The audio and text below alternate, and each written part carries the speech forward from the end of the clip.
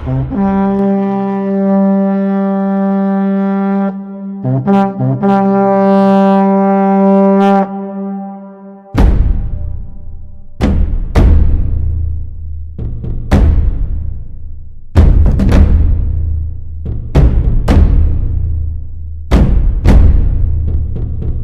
tanggal 7 Syawal tahun 3 Hijriah terjadi perang besar di sekitar Bukit Uhud. Kaum kafir Quraisy berjumlah 3.200 orang yang dipimpin oleh Abu Sufyan sudah sangat bernafsu untuk membalas kekalahan mereka di medan Badar 1 tahun sebelumnya.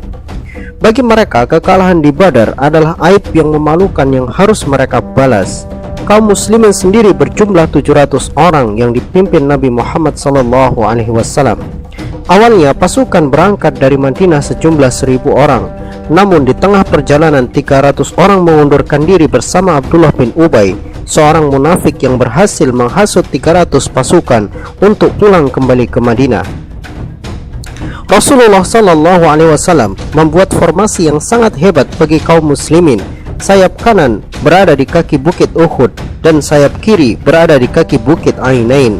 Sayap kanan aman karena terhalang oleh bukit Uhud, sementara sayap kiri mempunyai celah di mana musuh bisa menyerang dari balik bukit Ainain secara mendadak. Untuk itu Rasulullah SAW menempatkan 50 orang pemanah yang dipimpin oleh Abdullah bin Zubair untuk berjaga di atas bukit Ainain. Rasulullah SAW menegaskan kepada mereka, gunakan panah kalian kepada kavaleri musuh. Jauhkan kavaleri dari belakang kita. Selama kalian berada di tempat, maka bagian belakang kita akan aman. Jangan sekali-kali kalian meninggalkan tempat ini. Jika kami menang, jangan bergabung. Jika kami kalah, jangan ikut menolong kami. Perang pun akhirnya pecah. Kaum muslimin dengan pekikan takbir dan semangat mempertahankan akidah dan agama mereka tidak gentar sedikit pun menghadapi kaum kafir Quraisy yang jumlah dan perlengkapan mereka sangat lengkap. Kaum kafir Quraisy sendiri sudah sangat bernafsu ingin menghancurkan barisan kaum muslimin. Dendam di hati mereka sudah sangat meluap-luap seperti api yang disiram dengan minyak tanah. Berbagai cara mereka lakukan untuk mengumpulkan jumlah, termasuk menjanjikan kemerdekaan bagi para budak yang berhasil membalaskan dendam mereka atas orang-orang yang mereka cintai yang tewas di medan Badar 1 tahun sebelumnya. Sayap kiri pasukan budak Quraisy yang dipimpin oleh Ikrimah bin Abu Jahal berusaha menyerang dari samping, namun berhasil dimentahkan oleh pasukan Islam yang melempari mereka dengan batu. Di barisan depan kaum muslimin ada Hamzah bin Abdul Muttalib, sang singa Allah yang perkasa, membabat siapapun yang berada di depan mata pedangnya. Ia jugalah yang berhasil membunuh pembesar-pembesar Quraisy di perang Badar, termasuk ayah dan saudara Hindun, istri Abu Sufyan. Hindun sendiri telah menyewa budak kulit hitam ahli tombak bernama Wahsy dan menjanjikannya kemerdekaan jika ia mampu membunuh Hamzah bin Abdul Muttalib. Berkat keteguhan dan kesabaran kaum muslimin, sebagaimana yang Rasulullah SAW sampaikan kepada pasukannya sebelum berangkat ke medan Uhud, bahwa jika kaum muslimin mau teguh dan bersabar di medan tempur, kemenangan akan diraih dengan pertolongan Allah Subhanahu wa Ta'ala. Pasukan Islam pun berhasil membuat pasukan kafir Quraisy lari tunggang langgang bagaikan pecundang. Kaum kafir Quraisy meninggalkan segala harta mereka dan berlari mencari keselamatan. Di pikiran mereka sudah tidak terpikirkan lagi tentang dendam. Nafsu balas dendam mereka telah hilang ditelan gelapnya kekalahan. Saat kemenangan mulai terbit bagi kaum muslimin, cahaya itu membuat mereka lalai dan mengejar musuh sembari memunguti harta rampasan perang. Melihat kemenangan yang nyata itu, pasukan yang diberi amanah oleh Rasulullah SAW untuk berjaga di atas bukit Ainain melanggar amanahnya. Mereka ikut turun untuk memunguti harta rampasan perang. Khalid bin Walid yang melihat di atas bukit Ainain telah kosong dari penjagaan, segera ia memutar pasukannya dari balik bukit itu dan menghantam pasukan Islam dari belakang. Di saat mereka lengah, cahaya kemenangan yang sebelumnya terbit tiba-tiba tertutup awan yang gelap.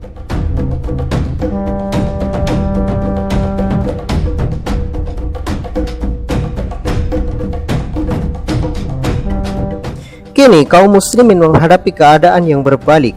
Kini mereka diserang dari dua sisi, depan dan belakang. Pertempuran sengit pun kembali dimulai. Pasukan Islam yang telah porak-poranda barisannya diserang secara membabi buta oleh pasukan kafir Quraisy yang telah haus darah. Satu persatu pasukan Islam gugur dengan jumlah yang cukup banyak. Strategi Khalid bin Walid yang saat itu masih belum masuk Islam dan kejeliannya dalam membaca peluang benar-benar membuat musibah yang nyata bagi pasukan Islam saat itu.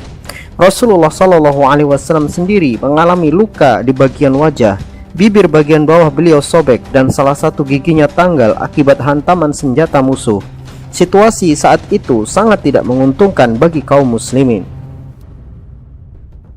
Wahsy, seorang budak yang disewa oleh Hindun, diam-diam melancarkan serangan tombaknya kepada Hamzah bin Abdul Muttalib. Seketika itu pula Hamzah gugur sebagai seorang syuhada. Di sisi lain, pasukan Islam berusaha untuk membendung serangan kafir Quraisy yang tanpa ampun menyerang habis-habisan kaum muslimin, sehingga kaum muslimin sulit untuk kembali menata barisan mereka. Hindun yang sudah sangat bernafsu atas dendamnya kepada Hamzah menghampiri jasadnya yang tergeletak di atas tanah. Hindun kemudian menghujamkan belatinya ke dada Hamzah, merobeknya dan mengeluarkan jantungnya. Tidak cukup sampai di situ, Hindun mengunyah jantung itu dengan penuh kemarahan dan kebencian. Di dadanya telah terpenuhi rasa puas atas dendam ayah dan saudaranya yang mati di tangan Hamzah pada perang Badar. Di situasi yang sulit seperti itu, kaum kafir Quraisy menyebarkan berita dusta bahwa Rasulullah SAW telah gugur di tangan mereka. Para sahabat yang mendengar berita itu pun langsung turun semangat mereka. Mereka benar-benar kehilangan semangat hidup. Di sisi lain, para pemanah yang melanggar perintah Rasulullah SAW merasa merekalah yang paling berdosa atas gugurnya Rasulullah. Menyadari hal itu, Rasulullah SAW memberikan kabar kepada para pasukan yang dekat dengan beliau bahwa beliau masih hidup dan masih berperang melawan orang-orang kafir Quraisy. Kabar itu pun menggema ke seluruh pasukan Islam dan membuat mereka kembali memiliki harapan untuk menang. Pada akhirnya pasukan Islam mampu memukul mundur pasukan kafir Quraisy dan membalikkan keadaan.